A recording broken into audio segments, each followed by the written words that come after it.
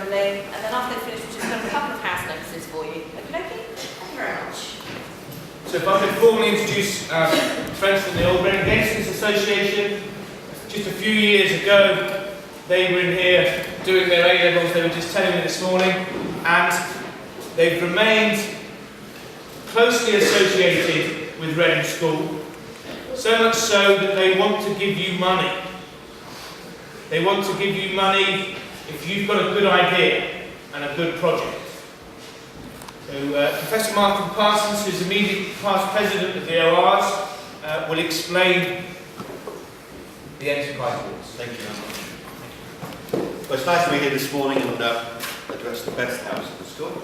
But I'm slightly biased about that. I was in East many years ago.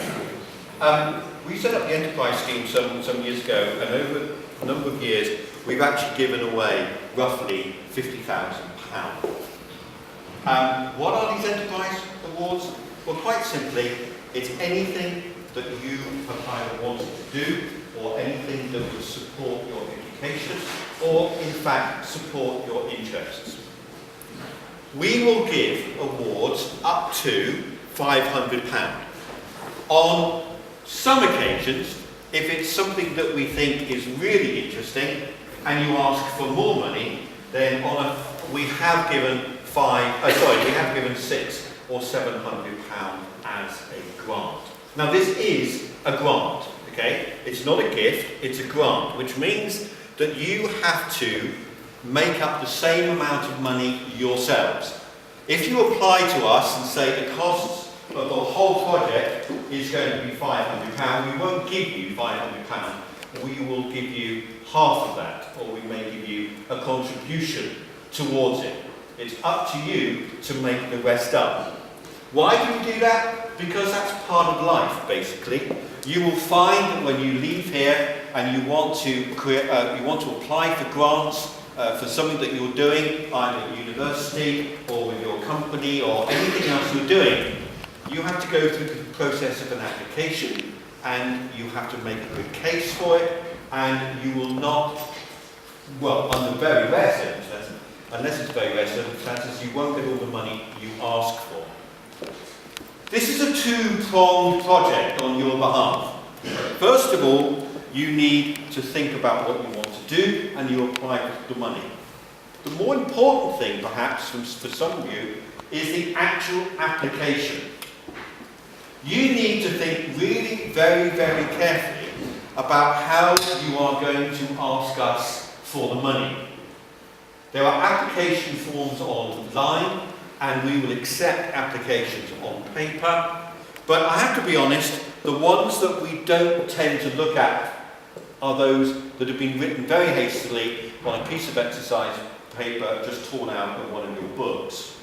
You do need to think about the application, because it's going to go through two phases.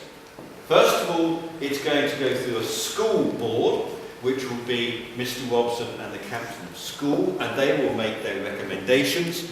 And then it will come to us, and 3 or 4 of us will sit down with the school's recommendations, and we will go through all the applications again.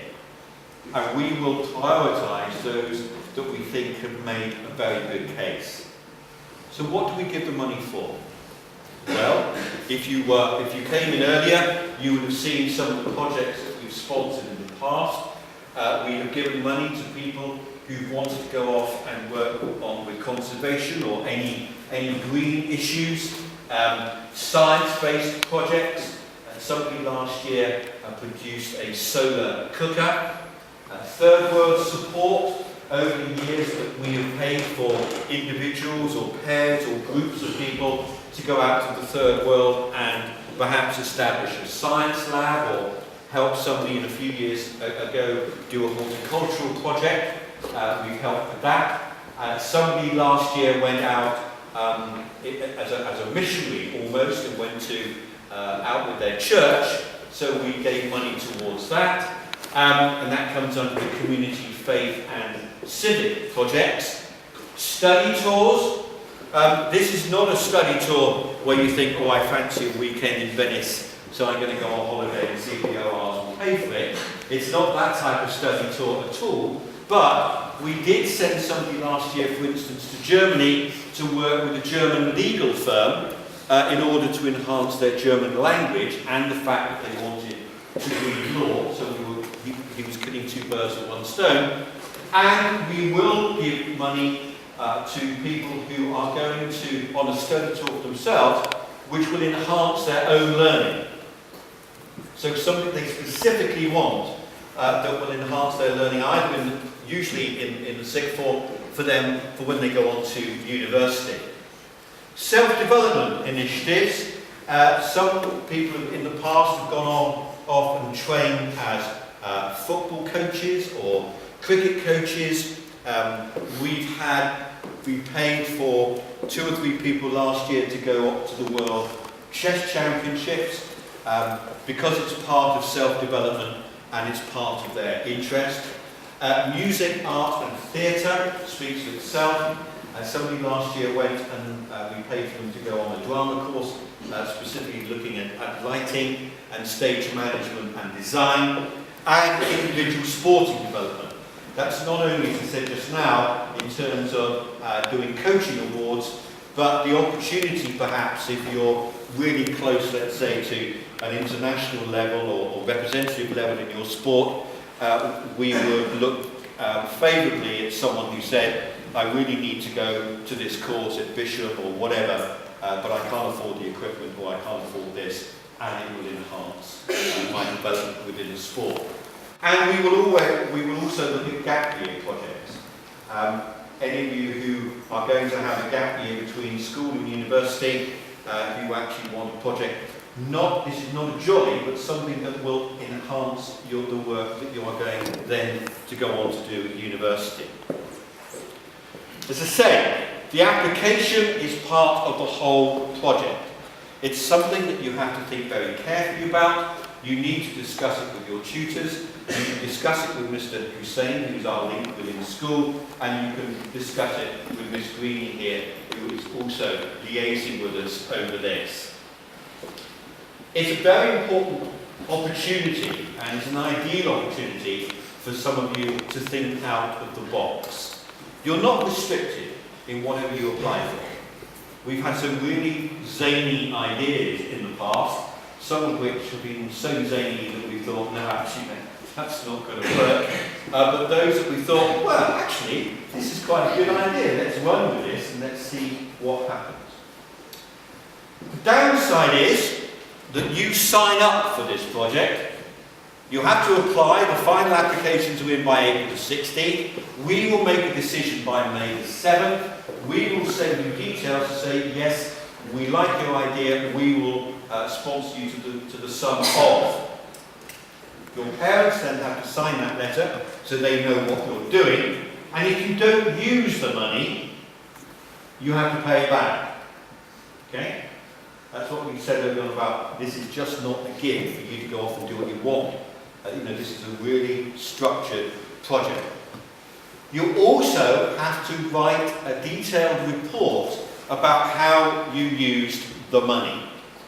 In exactly the same way as if I apply for research funding, I get my funding, I have to write a report to the research funding body to say how I used it. I have to justify how I used it. And you have to do exactly the same. So what do you put in your application? Well, first of all, the project. What are you going to do? Secondly, why are you going to do it? Thirdly, what are you going to get out of it? And fourthly, how much it's going to cost. And when it comes down to costings, we don't just want, this is going to cost me £400. We want a breakdown of how you have reached that figure of £400. Don't just pluck a figure out of the air. Actually itemise it, because then we can see how you're going to spend that money. You also need to explain to us how you are going to raise the extra. Okay? How you are going to support yourselves to find the extra funding for this project.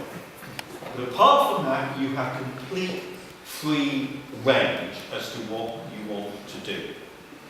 be original, have a word with your friends if you've got a joint idea, but remember, if you've got a joint idea, you need to work with those people, so make sure that the people you run it past you're able to work with, and you live close together. Perhaps if you're doing something in someone's garage, like the solar cooker, so you've got to work with people, you've got to discuss it with them.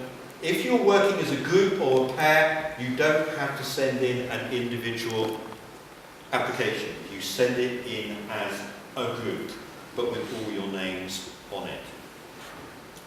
We've given you some ideas of what you can do. This is not a prescriptive list. If you come up with something that was not on that list early on, or on that list up there, then that's not a problem. Discuss it though first within school to see if school thinks it's a viable project to put towards us. Okay, anything else? Only one item. If you applied last year and you might have won or you might have failed, please have another go. So people that applied last year can certainly have a go again this year. And I think that all I would say is the only limitation is your own imagination, because this is a big event in your lives and can add and enhance activities in the future. So it's a challenge. You will all successful candidates will get a certificate, which is presented at the prize giving, and the other thing is on your CV. So you had that added dimension, and you may think, well, what's the point of putting on the CV? But quite simply, if you go to university, you've got exactly the same A levels as the guy sitting next to you, and the university are not necessarily quite sure which one to choose. This could actually swing the decision, because this actually demonstrates some initiative on your part, and because you're doing this in your own time, you're not doing it in school's time, you're actually making a commitment to it, which employers and universities and people who are going to look at your CVs in the future will actually like looking at. Okay? Thank you. Thanks very much.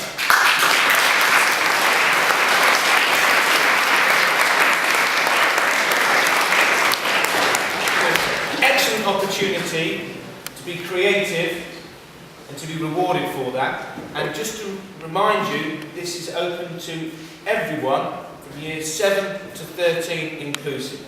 So we'd like to spread out the enterprise awards, the ORs do. And it can cross years as well, that's worth mentioning.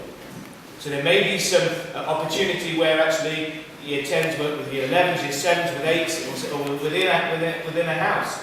Maybe an interesting sort of house group idea if you thought that that was appropriate and best. So flexibility is the key, and creativity is the way of being successful. So thank you very much for the presentation. Right, just got an eye on the time, so Jackson, we do have a chance for chat tomorrow.